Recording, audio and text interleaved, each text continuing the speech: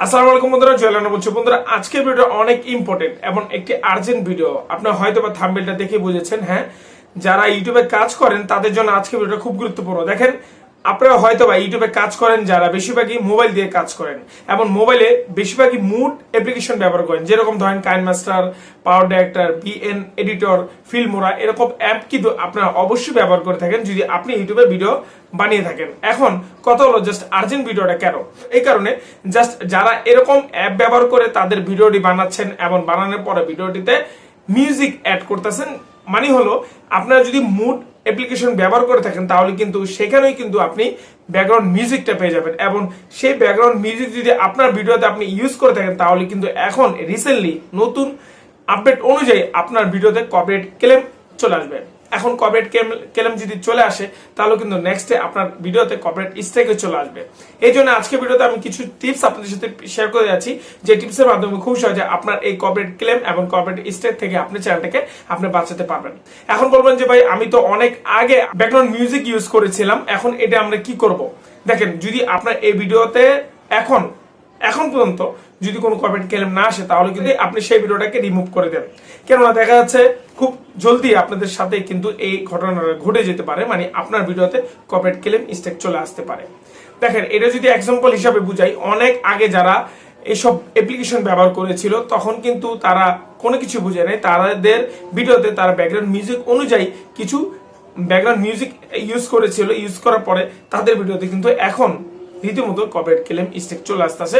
যদি আপনার এরকম কোনো ভিডিও থাকে তাহলে অবশ্যই আপনি কি করবেন, সেই ভিডিওটাকে রিমুভ করে দিবেন। এখন বলবেন ভাই, আমি যদি ব্যাকগ্রাউন্ড মিউজিক ইউজ করতে চাই তাহলে কোথা থেকে পাবো?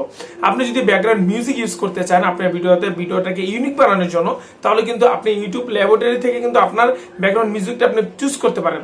আর এছাড়া অনেক নন কপিরাইট মিউজিকের যে চ্যানেল আছে ইউটিউব আপনি পেয়ে যাবেন, সেই ভিডিওটি কিন্তু আপনি আপলোড করে মিউজিকটাকে সেটাকে আপনি ব্যাকগ্রাউন্ড মিউজিক অনুযায়ী কিন্তু আপনি আপনার ভিডিওতে দিতে পারেন।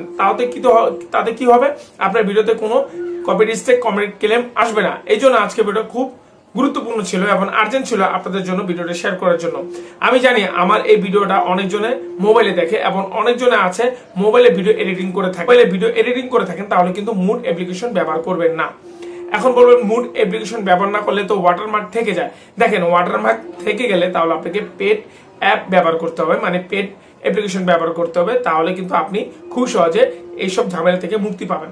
তারপরে অনেক অ্যাপ্লিকেশন এখন আছে যে অ্যাপটির মাধ্যমে খুব সহজে ওয়াটারমার্ক ছাড়াও কিন্তু আপনি আপনার ভিডিওটাকে এডিটিং করতে পারেন। আপনি যদি কমেন্ট করেন তাহলে এরকমই 3-4টা অ্যাপ আপনার সাথে আমি শেয়ার করব, যে অ্যাপে আপনি ওয়াটারমার্ক ছাড়াই আপনার ভিডিওটাকে আপনি আপলোড এবং এডিটিং করতে পারবেন।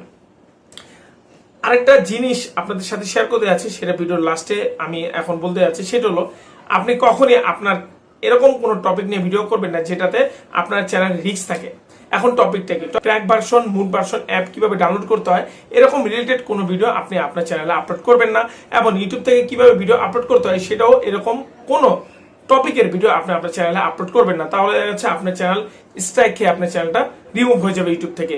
আশা করি আপনারা বুঝতে পেরেছেন যে আসলে এই ভিডিওটা কেন আর্জেন্ট আমি বলেছি, কেন আপনাদের সাথে এই ভিডিওটা শেয়ার করলাম।